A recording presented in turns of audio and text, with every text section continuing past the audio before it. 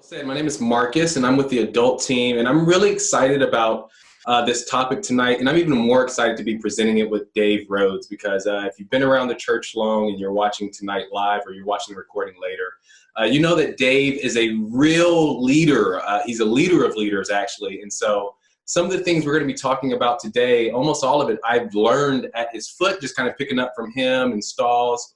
And from this book we're going to be talking about tonight, Building a Discipling Culture. We're going to take a tool out of it to talk about how to follow Jesus well and lead others to follow Jesus well.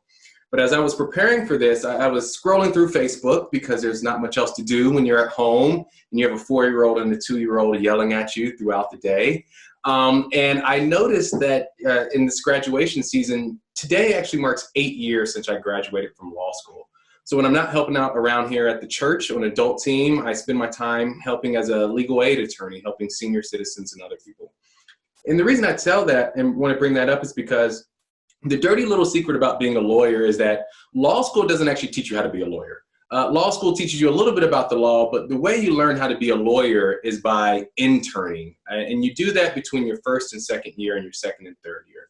And that first summer, that first year as a law school intern, all you do is follow another older, wiser lawyer around for 8 weeks. You can't practice law. You can't do anything. You can't talk in front of a judge. It's really just being in the office, being in the courtroom, and just kind of soaking up what it looks like to practice law. But that second summer is an interesting summer because usually in that second summer, that's when you get a limited license. Think of it like a driver permit where you can't go out there by yourself. You still got to be with someone, but you can actually start to talk in the courtroom.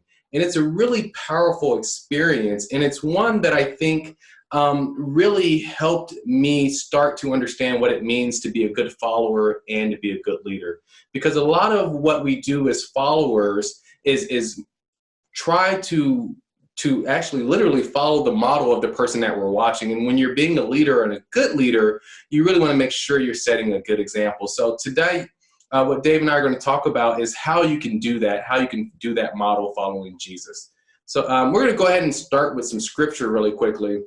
And then I want to have Dave unpack a little bit with us. This Hebrews 12, 1 through 3. Now, the book of Hebrews in the New Testament is this letter that's written to these people that had been following Jesus, and they were coming under persecution. There were some concerns. They were maybe falling back. And the author in chapter 11 actually gives this beautiful, long story, this lineage, these heroes of people that have come before in the faith. And so it's kind of laying out a long relay race of heroes of the faith. And we get to this turn in Hebrews 12 that says, therefore, since we are surrounded by so great a cloud of witnesses, let us also lay aside every weight and sin which clings so closely, and let us run with endurance the race that is set before us, looking to Jesus, the founder and perfecter of our faith, who for the joy that was set before him endured the cross, despising the shame, and is seated at the right hand of the throne of God. Consider him who endured for sinners such hostility against himself, so that you may not grow weary or faint-hearted. And I just love this text right here because it talks about running a race, and it helps set the context that we're not doing this on our own. It talks about this cloud of witness, and it comes after talking about this lineage. But when you're running a race, especially if you think about NASCAR or sometimes even you'll see it in horse racing or greyhound racing, there's a pace car. There's something that they're chasing. And here in this verse, we get that we're running with endurance the race that's set before us, looking to Jesus, looking ahead.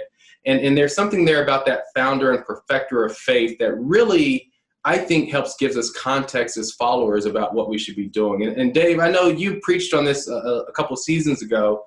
Just what does that really mean for us as followers with Jesus as our founder and perfecter of our faith? You know, one of the ways you can translate that word perfecter is pioneer, actually. And so Jesus is the author, or actually the word author or founder is pioneer, the pioneer and perfecter of our faith. And it's an interesting thing to think about Jesus as a pioneer, because pioneers are always on the move.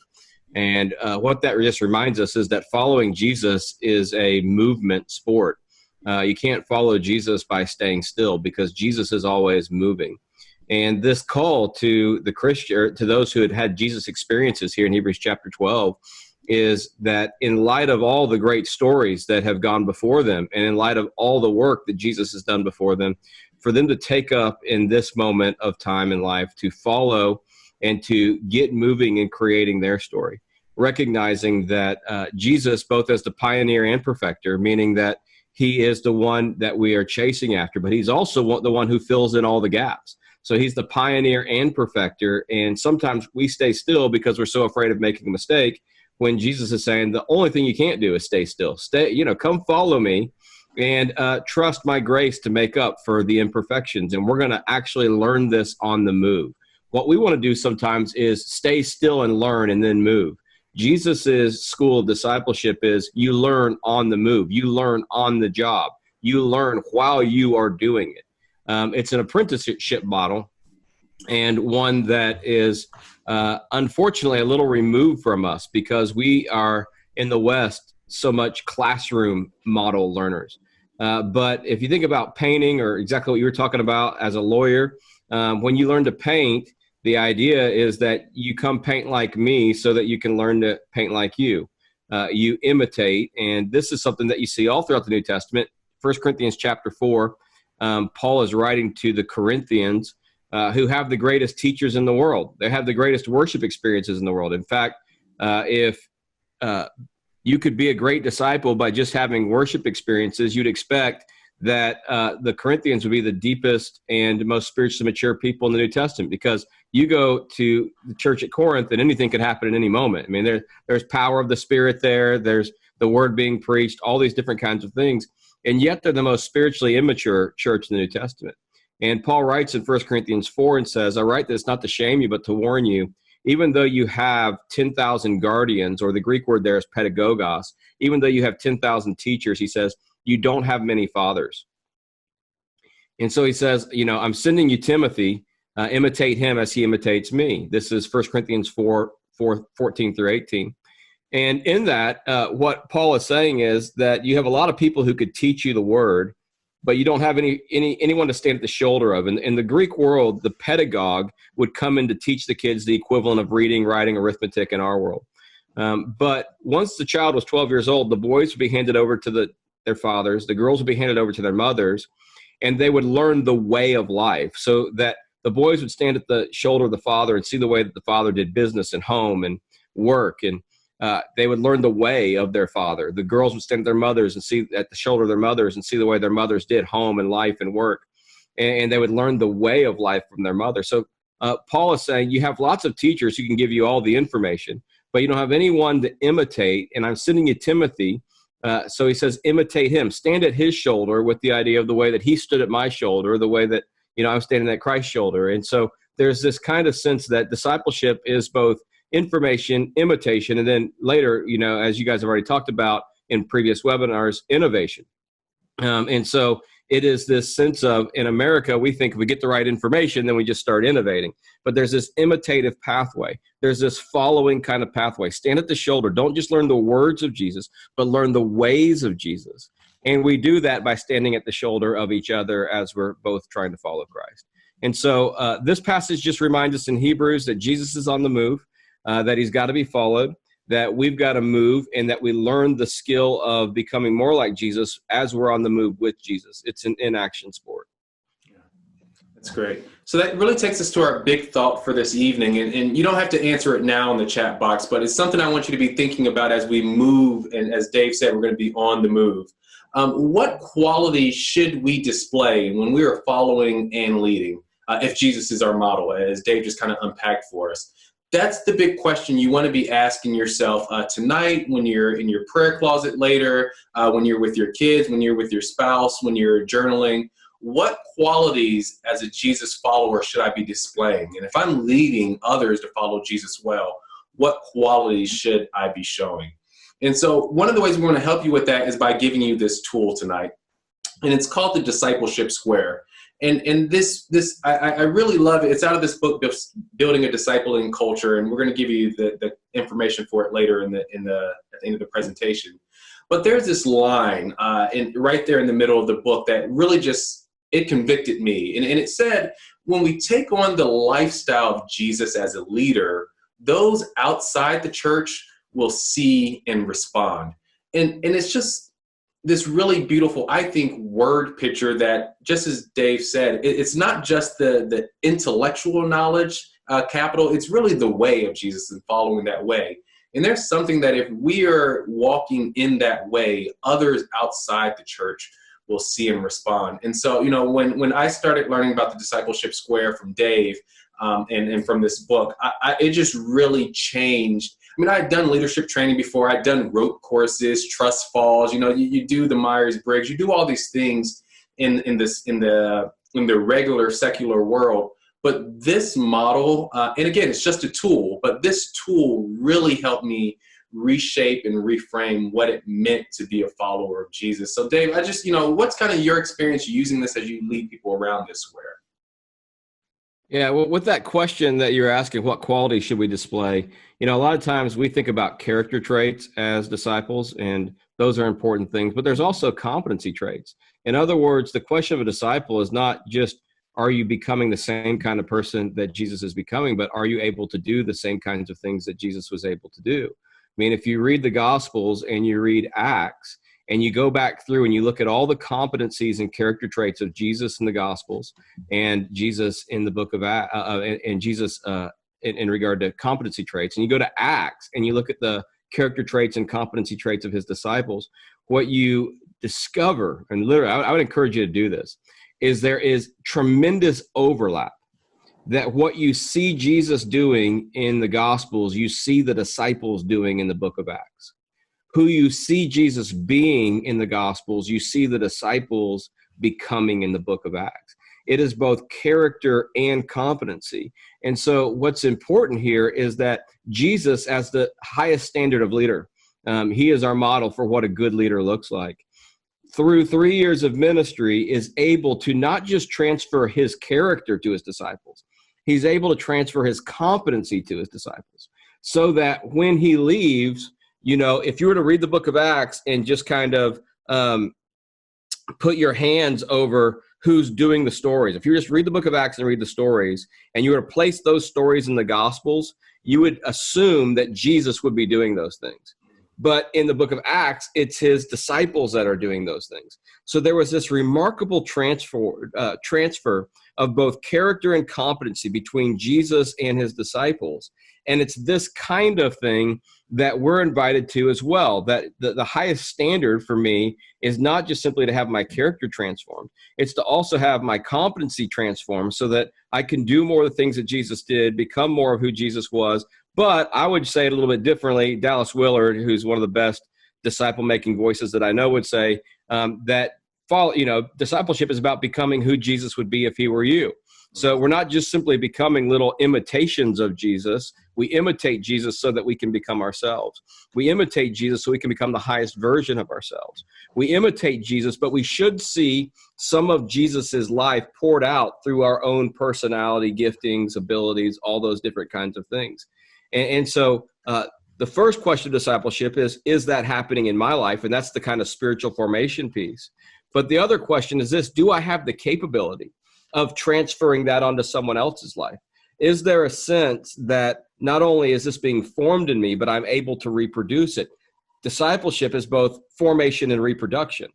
And a lot of times, we get stuck on formation, but you start thinking about, how do I disciple somebody? And even people that look a lot like Jesus in regard to their character formation have no idea how to disciple others. So this tool right here is really helpful to think about the discipleship journey and what it looks like.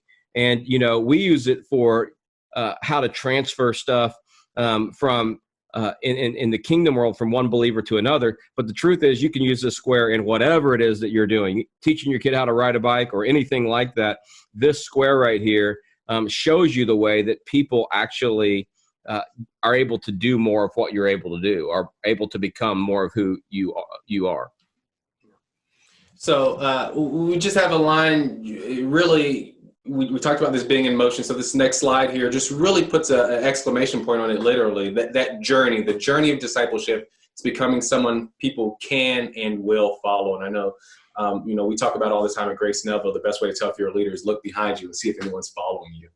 So talking about movement, let's go ahead and just jump right in. What does it mean, follow me? So right off the bat, we have on this square, we've condensed it a little bit to go from followers and leaders. So there's followers and there's leaders on each side of the square, or disciples and disciple makers is other language. In this first side of the square, we really see here with the followers, high enthusiasm, high confidence, but very low experience and very low competence. And we get a picture of that early on in the gospel according to Mark. In Mark 1:15 through 20, we see that Jesus has come on the scene. He's announcing the time has come. He said, the kingdom of God is near. Repent and believe the good news. As Jesus walked beside the Sea of Galilee, he saw Simon and his brother Andrew casting a net into the lake, for they were fishermen.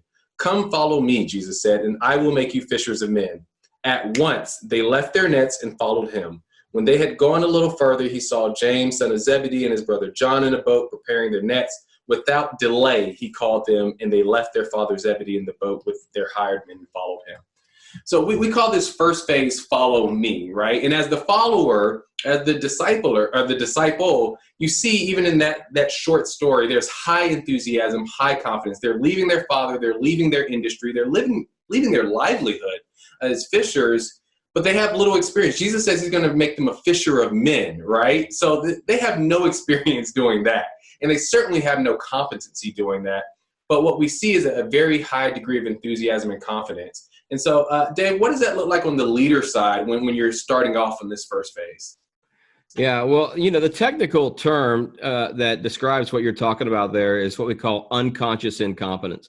This is where we always start on a disciple-making journey. We just don't know what we don't know. So like you said, when you don't know what you don't know, you're excited and you're enthusiastic, but you don't have any experience or any competence. The only problem is you just don't know you don't have any experience or incompetence. So, when the disciples start following Jesus, they're really excited because he's the it thing in town, and they're just happy to be part of the conversation. And it's in this moment where Jesus is very directive with them. He's giving high example. He's not really asking them what they think, and he's not really explaining a lot of things to them. He's just saying, come follow me. And he's making it very clear, I'm the leader and you're the follower. And there's a distinction between you and me. And I want you to come be part of what I'm doing. So as a leader here, you're very directive, and you're saying, this is what we're going to do. This is where we're going to be going. I want you to follow me. You're not simply, trying to say, hey, what do you want to do today? You're saying, hey, this is what you need to do today. Because again, those that are following, they just don't know what they don't know. They're incompetence, and they're unconsciously incompetence, which means oftentimes if you follow their lead, they'll lead you in a totally wrong direction. And so, again, this is where we all start. Think about driving a car. Before you actually get behind a wheel, you've seen it in movies and it looks easy. And so when you go get your license, you're really excited about that. And it's awesome to go get your license for the first time. But something happens when you get your license, and this is what we're going to talk about here now with L2 and F2, is that you turn that corner, and now all of a sudden in L2 and F2, you go to what we call conscious incompetence. Now all of a sudden you realize you got a lot to learn. Now all of a sudden you realize that the cars are coming faster than you ever dreamed they would, that the car doesn't maneuver exactly like you thought it would. And now all of a sudden you're in this kind of conscious incompetence. One of my buddies, when he first got his license, first day he got his license, he got home, and the first thing he did is he backed his dad's car into his mom's car. That's called going into conscious incompetence. Now all of a sudden I've wrecked two cars, both the family cars wrecked in one day. That's conscious incompetence. And you see Jesus as a leader in F1, he's being very directive, but he's going to drive them into F2.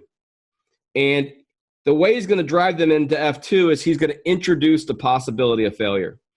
So about, John 6 or Mark 6, the disciples are following Jesus, and he's the it thing. They love being around him, and they try to get involved. And in that, Jesus, they try and solve some problems with Jesus. So they come to Jesus and they say, hey, we got a large crowd here. Send them home so In the conference at 4:00, Jesus said, they can go buy food for themselves. And Jesus looks at his disciples and says, you give them something to eat. And the disciples are immediately overwhelmed. What do you mean? There's 20,000 people here. We don't have anything but one little kid's, lunch pail. And it's in this moment that they're introduced to that possibility of failure, and they move from unconscious incompetence to conscious incompetence. And this is this move that has to happen. Now, again, every good coach knows this. It's why Nick Saban's going to, oftentimes schedule someone like Clemson or someone big on the schedule the first game of the season. Why is he doing that? Well, the reason he's doing that is he wants to get the most out of his players in the spring as he possibly can. So he's got to introduce the possibility of failure for them on the first game of the season, because if he does that, something's going to happen in them that they're going to need. So if in L1, the leader's posture is, I'll do it, you watch, then as we move to L2, that will shift to something different when people get into conscious incompetence. It'll be more, I do it, you're going to help me. So you notice Jesus in that passage, he says, all right, you get everyone seated in 50s and 100s. I'll break the bread and the fish. You guys are going to help me pass it out. You're going to help me do it. And so the move of discipleship starts with, hey, I'm going to do it. You're going to watch. I'm going to introduce the possibility of failure. You're going to be a little bit overwhelmed. Marcus is going to talk to us about what the experience of the disciple is in that moment. But the leader then comes back and says, all right, I'm going to be here with you. I'm going to help you. I'm going to do it. You're going to help me. And so I'll do it for you, but you're going to help me do it. Yeah, that's such a great example. You talked about Nick Saban as a coach who may go down as one of the best coaches ever in the history of football. I think a lot of us maybe have had experiences where we had maybe coaches or mentors that weren't as highly skilled, right? And so you get this scenario where if you don't have a leader or you're not being a type of leader that can get people through this stage to this turn, then folks are going to bounce back and forth between enthusiasm and despair. And I remember I was in a training maybe a couple months ago doing one of these things, and a guy, I think he's from Grace Marietta, he said this thing, this is really where you go from being a fan, you discern if you're a follower or a fan, right? A fan, if there's very little pressure, they're going to be there with you day in and day out. But when you can fail, that's when you realize, you know what, I'm actually not a follower. I'm just a fair weather fan. And I thought that was so helpful because you see in this move, that low experience comes out. And I always think of the example in the gospel accounts where Jesus comes back down the mountain. He's had a couple of his followers up there with him, and they regroup with the main group. And they come and they're like, hey, Jesus, we tried to do this thing. We tried to do this healing. It didn't work, right? And Jesus' response to them, he has a response in a couple of different gospels, but one of them is just, you have little faith. And it's just this idea that, man, this is really the low of I'm realizing I don't really have it all right now. And this is really hard. And we see here in this phase, that's when they start to questioning. That's when they start the doubting in their call and their decision to follow, especially as someone that is following in this phase. This is really where you can get the question of, am I really supposed to be doing this, right? It was fun at first. Now it's not fun. If you're a sports player, I grew up playing basketball. And for me, I loved in high school playing basketball. Practice was all good. But when it came time to go to that weight room, I realized very quickly that maybe I wasn't going to do this forever because I started questioning and doubting. And so this is really that turn there, that if you have a good leader that's leading with high examples, high accessibility, high discussion, they can help make that shift to get you around that corner. But I would just say that this is the corner where we lose a lot of people, both as followers, where we just start doubting ourselves, doubting our leader, and we fall to the wayside. And even as leaders, if we're not high capacity leaders, if we aren't training people well to follow Jesus, this is where we can lose a lot of folks here. Yeah, I mean, this journey here, Marcus, is a tough one because no one tells you that it's normal when you're leaving Egypt to go through the wilderness in order to get to the promised land. You used to expect, hey, I'm going to leave Egypt and immediately be in the promised land. And normally when we think about the discipleship journey, you think, hey, I'm just going to leave and start following and immediately I'm going to be like Jesus. But the truth is, as we enter what you're calling F2 here, we go into this F2 pit. It's this moment where we realize I don't have what I need. I feel like a failure in this moment. And what I really want to do is go back to Egypt, because Egypt is better than this wilderness. And the problem is, as a leader, if you're not careful, you'll take them back to Egypt. You'll just try and get them excited again. But that's exactly not what they need. They're going to be in this F2 pit where they're going to be down, their confidence is down, their enthusiasm's down, their experience is down, their competence is down. But as a leader, that pit is actually a gold mine. And everything they need to become who God's called them to be is in that mine. In fact, all of their character issues are going to come out in that pit. All the things that they're uncomfortable with, all their, disbelief about God, all that stuff is going to come out. But that is the place. That is the primary place where discipleship happens. And so what that means for us as leaders is that as people go into the pit, instead of just trying to get them excited again, what we do is we go down there with them and we help them build a ladder out of it. We don't rescue them. They're going to want to be rescued. And the temptation of the leaders to try and rescue them, that's exactly what you don't do in discipleship. You actually help them build a ladder through time, vision, and grace. Your time being with them, a vision for the future, and grace in the midst of failure that helps become the ladder. But you don't get them out of the pit without them mining all the gold that is in that mine. You got to help them move from the pit mentality to the mine mentality. And as they begin to mine that out, as they begin to round that second corner, they're coming out totally shifted and changed. This is huge for us because, again, in the church world that we live in, so many people don't become a true Jesus follower. They have a conversion experience, but they don't become a Jesus follower because no one tells them it's normal to go through the desert. No one tells them it's normal to feel at moments like you're totally disoriented. It's normal in times to feel like, hey, I don't have what I need. But it's only when you get to that point and you surrender into that point that you're able to be moldable to become everything that God's always dreamed you to be. And so as a leader in this kind of moment, again, your posture is, I do, you help. And when you stumble, I'm going to be there to catch you. And when things aren't going right, I'm going to be there to help you. It's not left into your hands, but you have to surrender to the process and trust the process that God is doing his best work in you here in the wilderness. He's doing his best work in you here in the pit.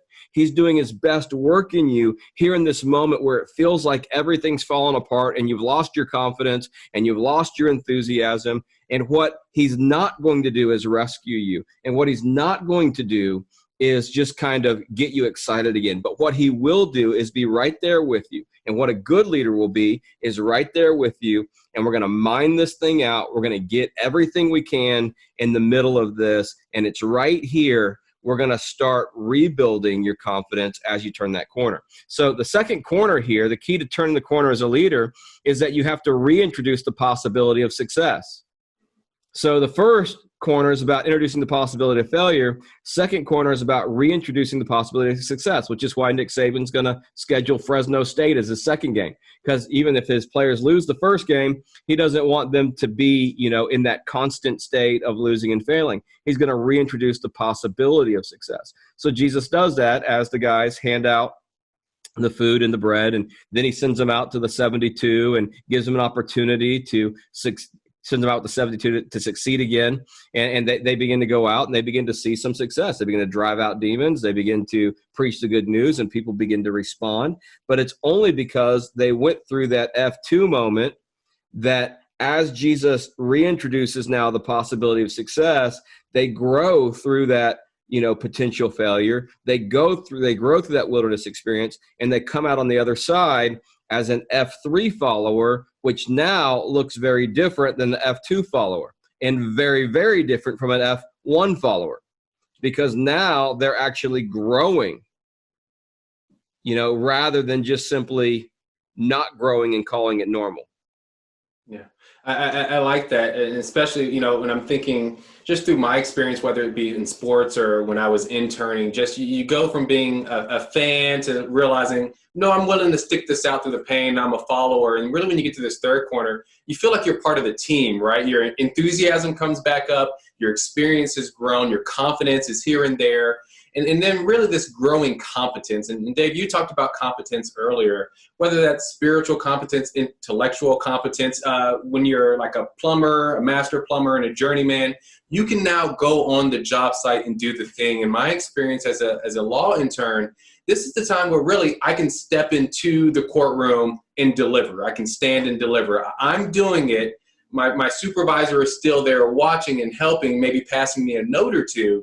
But this is when I do it. And this is such a powerful model that we actually even see this in the medical world, right? When people go to medical school, yeah, they do the training, but really there's an extensive part after even school where they're just doing residencies. They are there learning, growing in confidence, competence under an attending physician.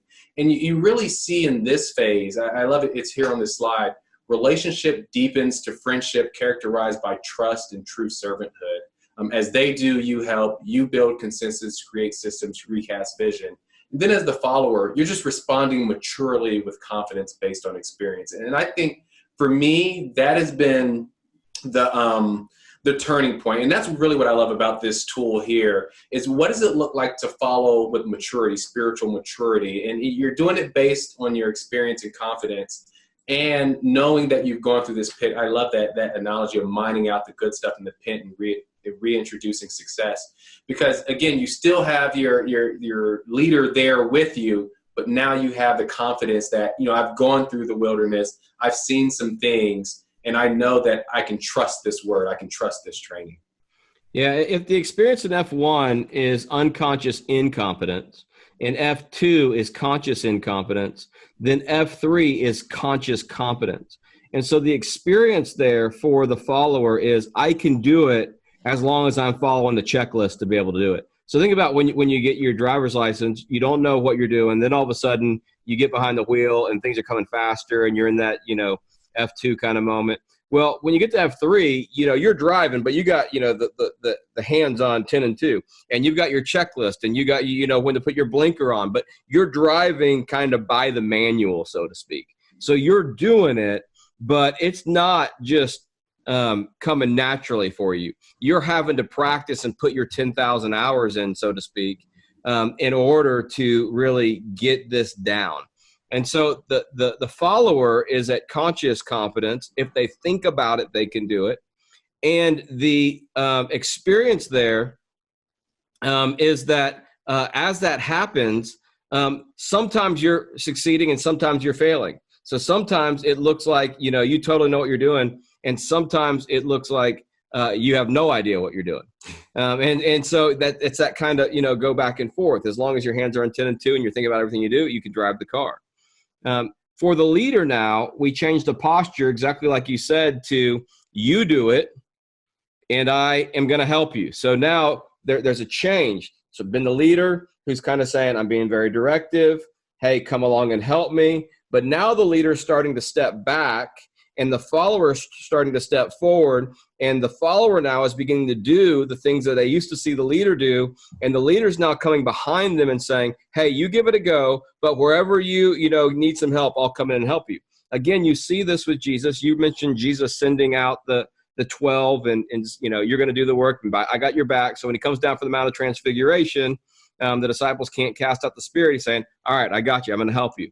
But notice what he does here. After he does it, he immediately takes them alone, and the disciples say, how did you do that?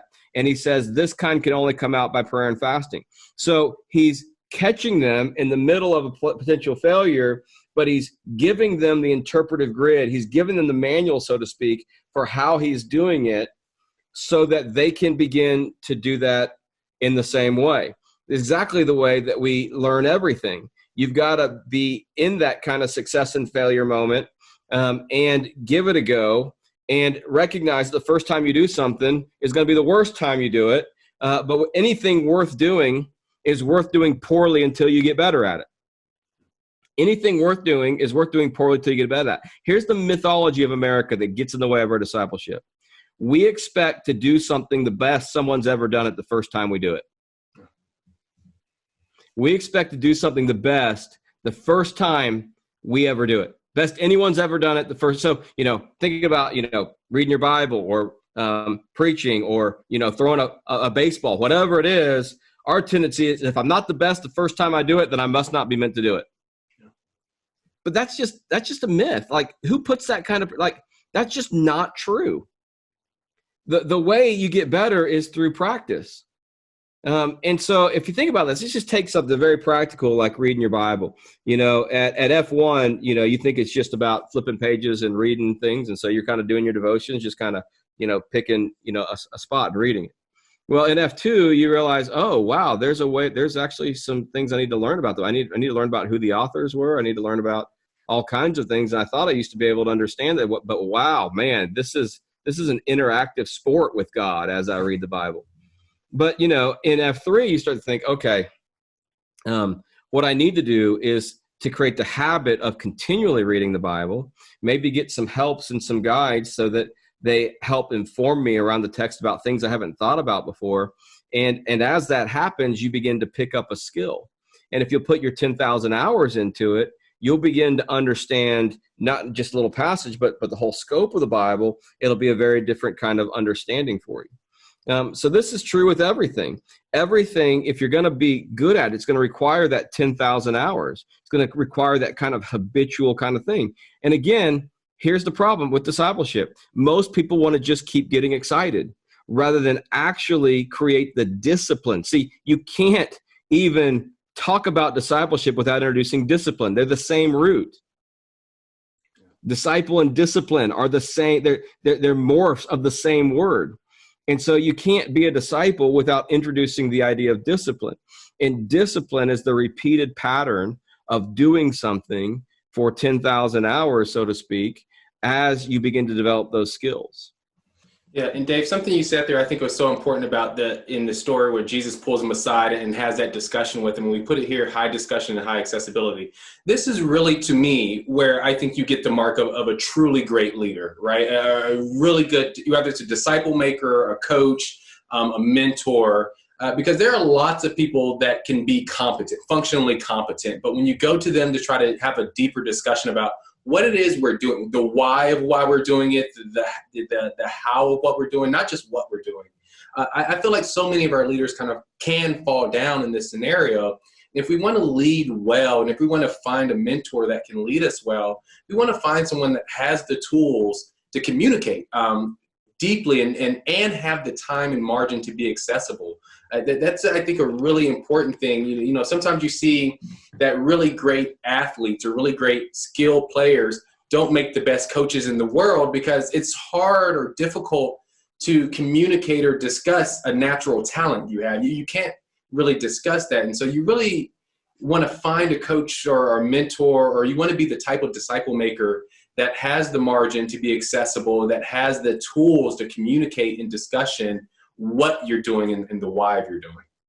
Yeah, I mean, the key there for the leader is you got to know how you're doing what it is that you're doing. Yeah. And oftentimes when we get to this next phase, it'll be unconscious competence where you're just doing it. Oftentimes when you're a great performer, you've put your 10,000 hours in and now you're just doing it and you don't know how you're doing it anymore. So we'll go ahead and go to that next stage. We turn the corner by creating a repeated pattern of success. That's how we turn the corner there. So if the first corner is about you got to introduce the possibility of failure, the second corner is you've got to introduce the possibility of success. Then that third corner, you're introducing the repeated pattern of success. So now they're starting to have success over and over and over again, and there's a pattern to it. As you begin to do that pattern, you end up becoming what we call unconsciously competent. You're just doing it. So think about that driving illustration. At L3, you're 10 and 2. But for most of you that went out driving today, if you thought about how you actually got to the place that you got to, you would scare yourself because you were just driving and you weren't even thinking about it. And you've probably done it so much that you've forgotten how to even be able to do it. Like it's just a natural ability for you now. But the skill of being an L3 leader is that you've got to draw that unconscious competence back to conscious competence. And the only way you can do that is by making yourself accessible to people, because one of the best ways to do that is through Q&A. They got to see what you're doing and saying, tell me what's going through your mind when you're doing that. Show me what you're doing with your elbow when you're shooting that jump shot. let me give give me something to imitate as you're beginning to do that. And so what ends up happening is we become great performers, but not great leaders, because we just start doing something, but we don't think about how it is that we're doing it. Great leaders think about how it is, because they know their job is to work themselves out of a job. They know their job is to pass on what's been passed to them to help someone else actually not just go as far as me, but go further than me. Jesus looked at his disciples and says, you guys are going to do greater things than me, which almost feels like heresy, except for Jesus said it. And the truth is, in Acts, they do greater things than Jesus. And so the task of a leader is to mine that unconscious competence back to conscious competence so that people can pick up how, and they can surpass you in their performance. They can surpass you in what they're doing. And so that's learning about how you do what you do, helping them repeat it, creating that repeated pattern of success. And now when they get to F4, now here's what happens. Everything that was mismatched in F1 is now matched. So they were highly enthusiastic, but they didn't have any experience. They were highly, confident, but incompetent. Well, now their experience starts to match what was first their enthusiasm. Their competence starts to match their confidence. And so now they're just being able to do things. Peter's shadow heals somebody. That's unconscious incompetence. Peter walks by someone and his shadow heals him. He's at unconscious competence at this point in time. He's not even thinking about it. But he didn't go from follow me to his shadow healing people.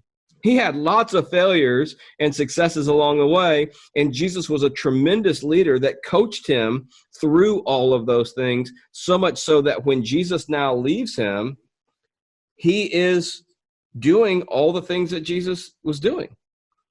So the leader here at L4, if L1 is I do, you watch, and L2 is I do, you help, and L3 is you do and I help, then L4 is I do, or you do, I watch. Or I like to say you do, I cheer instead of I watch.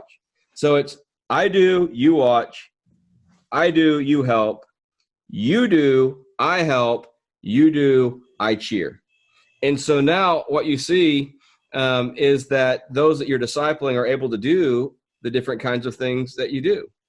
Now, again, this is deeply biblical, but it's just practical. This is the way that you create soccer players. It's the way you create football players. It's the way you create violinists. It's the way you create wrestlers. The problem is we've just simply tried to preach people into discipleship rather than apprentice people into discipleship. I had one pastor I was talking to and going through this thing with, and for the first time, things were clicking with him because he was just trying to preach people into discipleship. But he also happened to be a baseball coach. And so we talked about the way that he was coaching baseball players.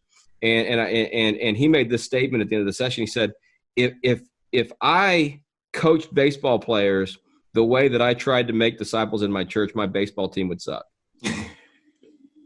I thought it was just one of, most honest confessions. Because what we do is we sit everybody in pews and we preach to them, and that's a great thing to do. I'm not discouraging that. I think it's awesome. But we think that that alone will make them into great disciples, and it doesn't. It didn't in Corinth, and it doesn't today. Discipleship is about a relational journey with someone who's coaching you in the ways of Jesus. They take you through the desert, through the valley, through the pit. You get the mine. You begin to be able to do the things that they do. And before you know it, there's this thing that's been built in you, this person that's been built in you, and these competencies that have been built in you that all of a sudden you're able to do things you never dreamed that you would be able to do before. Yeah. And I just, you talked about it being deeply in Scripture. I mean, I can think of no better place than at the end of Matthew with the Great Commission, right? Where Jesus is after the cross, it's after the resurrection. He's back there and he just tells the disciples straight, we're not hiding the ball anymore. He says, all authority in heaven and on earth has been given to me. Therefore, go and make disciples of all nations, baptizing them in the name of the Father and the Son and of the Holy Spirit, and teaching them to obey everything I've commanded you. And surely I am with you always to the very end of the age. So, I mean, it's active, right? It's go, make, baptize, teach. It's you're doing it, and I'm there with you till the end of the age. You know, I talked about at the beginning of this is now I'm entering into my 9th year of being a lawyer. And, you know, those early years before I graduated, when I was interning and following and then doing a little bit, to the stage now where, you know, one of my greatest joys is leading other interns, people that have come after. And really, when you get into this phase, and, you know, Dave talked about this is how you make soccer players. This is really how you make great lawyers. Just to just use that example, if I can get someone around this square, get them thinking like a lawyer, thinking how to do things, not just knowing the law, and then innovating, right? That's the key to me. And I always get so excited. You know, I've given the information, they've imitated me, I've taken them to court, they dress like me, they try to set their cases up the same. But then when I see that spark of innovation, maybe they've turned a phrase a way that I wouldn't have thought to turn it, or they're looking at a case in a totally different way, or looking at a text a different way. That's how you know you've done something really well. You're a good lawyer. You're looking for the person that will replace you and do it better. But that last part there, that sometimes it's hard for me, Dave, as a follower, and maybe, I don't know, as a leader, you can speak into this, is the passing of the mantle, right? We see that in Scripture over and over, literally passing the mantle. As a person following, you have to be ready to receive that mantle. And it is a hard thing sometimes to see yourself feeling like you're passing your master. But as you said, Dave, Jesus, he says that you're going to do greater things. And so I think as the disciple, as a follower, you have to be ready to get that mantle passed to you so that you can move around the square with someone else. Yeah, Michael, go back one slide, because I think the slides say it best there. Yeah. That when the student is ready, the teacher will appear. When the student is truly ready, the teacher will disappear. That's exactly what we're trying to do when we disciple people. We're not trying to make people codependent on us. We're trying to create interdependent relationships. I love the way one of my favorite teachers said it this way. He says, the quality of our teaching is best found by the quality of colleagues that we create. So you want to know how good of a teacher or a trainer you are. It's, you know, what kind of colleagues are you creating? And I love that picture there of Mr. Miyagi and Daniel. It's exactly, this journey is exactly what you see in Karate Kid. Daniel's really excited to learn karate. All of a sudden, he goes into F2 when he's got to wax the floor and he's got to, you do the wax on, wax off and paint the fence. And he doesn't understand it. He's in the pit. And then Mr. Miyagi brings it together in that F3 moment where he says, show me, sand the floor. Show me, wax on, wax off. Show me, paint the fence. And all of a sudden, Daniel's able to do that. And by the end of the journey, he's in unconscious competence where he's just winning the tournament kind of thing. So we see that journey there in Karate Kid. It's the same kind of journey Jesus takes his disciples on. It's the same kind of journey that everything that you're discipling people. Like I said, teaching your kid how to ride a bike, teaching your kid how to throw a baseball, teaching your kid how to shoot a basketball, play the violin. It's all this journey. And unfortunately, even though we learn this journey in other places, the place that we should be getting it from and learn it the most is in church, and it's the place that we forget it the most. We think just come and listen to a sermon and you'll be a disciple. And, just come and hear some songs and you'll be a disciple. No, there's a journey to not just hear the words of Jesus, but to have the wants of Jesus, to learn the ways of Jesus, to be able to do the works of Jesus. This is a formation and reproduction journey. And unfortunately, our churches oftentimes get full of converts, but no disciples, because this stuff can't happen just simply in a program. It takes a relationship. And so what happens a lot of times is that, we go to church and we sit in a program, but we never really develop a relationship with someone that we say, I want to learn to do the things that you can do. I want to become more like who you are. And yes, we're always leading people toward Jesus, but the things we always say is this: people need a living example. We're not a perfect example, but they need a living example. Yes, we want to be like Jesus, but the best way to become like Jesus is to see Jesus in someone else and to learn to imitate that through the life of someone else as you both begin to look toward Jesus. So, it's easy to talk about Jesus and learn from Jesus, but I can't see Jesus. What I can see is you, Marqus, and I can see Jesus in you. And there's some things in you that I look at and say, hey, I want to know what you know. I want to learn what you have discovered. I want to learn the way that you're doing it. And so I want to come alongside you, and I'm going to ask you to be my leader, and I'll be your follower for a season, knowing that you're not going to overpower me with that. You're going to empower me with that, so that when our season is done, I leave in better shape. than I was before I came to you. This is what discipleship is all about. It's a relational kind of transfer. And the question I think we just kind of want to leave this time with is this: who are you following? Do you have anyone in your life that you're following? And then the second question is, who are you leading? Is there anyone that is asking to stand at your shoulder? Is there anyone that is wants to learn the way of Jesus from you? So who are you following and who are you leading? And all of us should be able to name people that we're following and people that we're leading.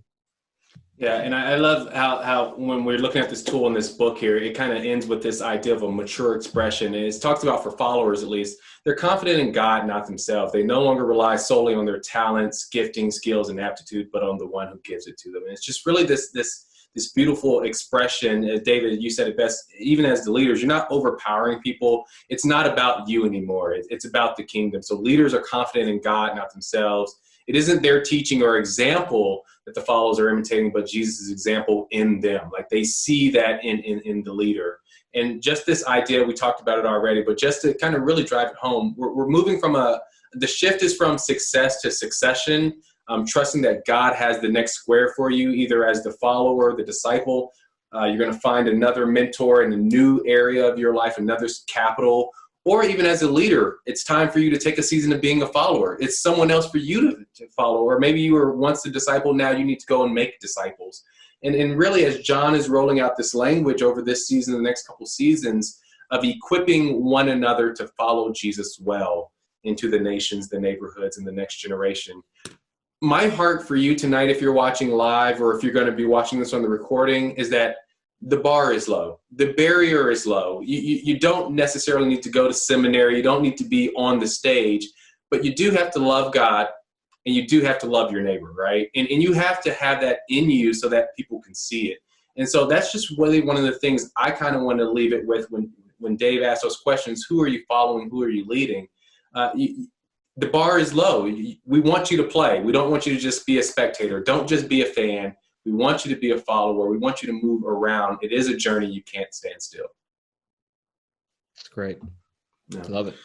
So that last slide there, Michael, just so people can see, this isn't something that, just fell out of the sky to me. I've been following Dave. I've been doing the Discipleship 101. Unique was a big thing for me, helping understand what God has uniquely called me to do and how I'm to do that as someone with vision and teaching.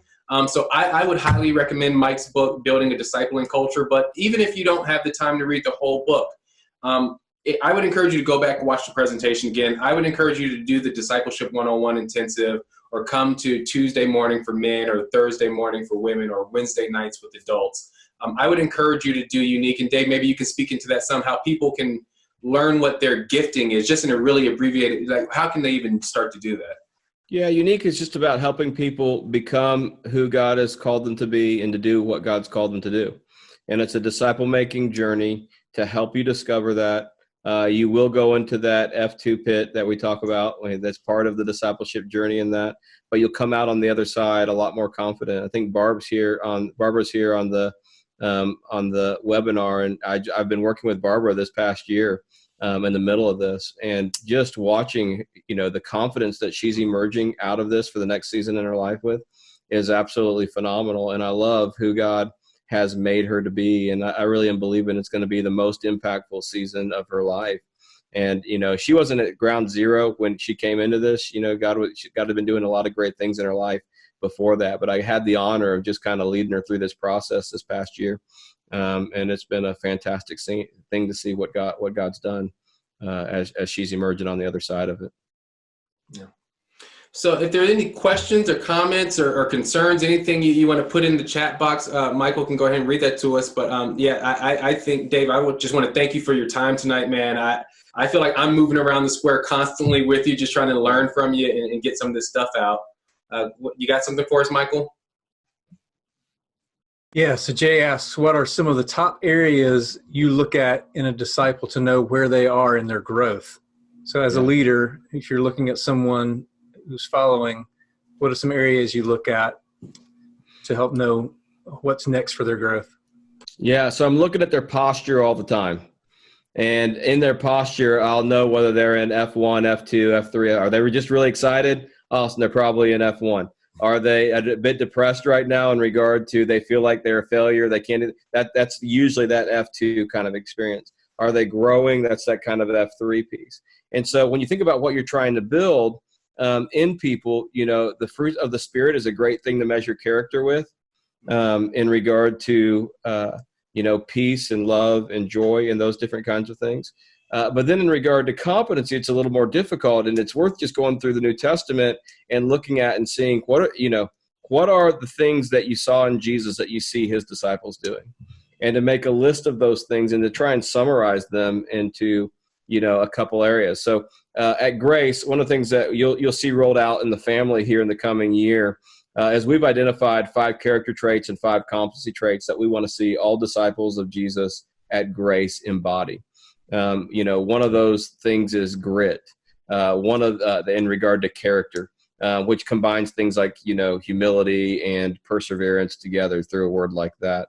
Another thing in regard to competency is we want to see people be able to make disciples of other people. Are people able to make disciples?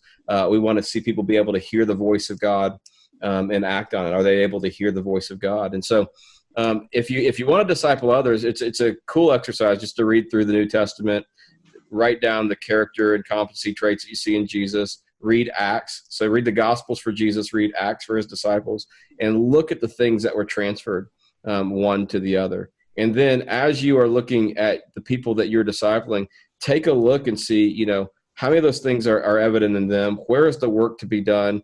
And what's their posture? If they're in that wilderness experience, everything that is toxic about them is going to come out in that moment.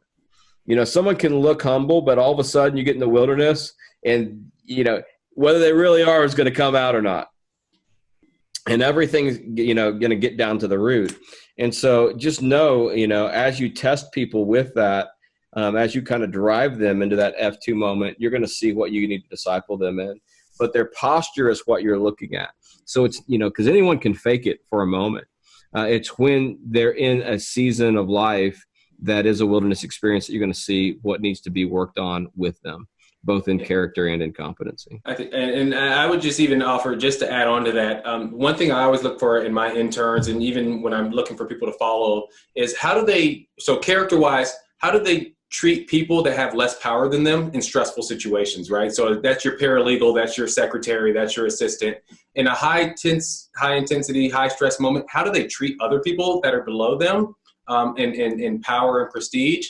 That's usually a good tip to kind of gauge a person's character. And then with competency, what do they fall back on in those situations of high stress when they come into conflict? And you mentioned Acts. I love the little image there of Apollos, right? He's going around, he's teaching, he's talented, he's skilled, he's this young guy. But then they pull him aside and like, hey, man, we see what you're doing. We just want to train you up a little bit. How a person responds to critiques and criticism, especially a talented person. Talented people are the hardest people to train, I would say, and I'm speaking just very humbly. It's taken a lifetime of me being a coachable person. I think if you put a person in a high stress situation to see how they respond to critique, you'll learn about their competency as well. Yeah. I think that's probably where we need to wrap it, Marcus. We're right there at 9:03. Yeah, I appreciate your time, Dave. Thanks, everyone, for joining us tonight. Thank you for watching on the replay. And, come out, follow Jesus well, and teach others to follow Jesus well.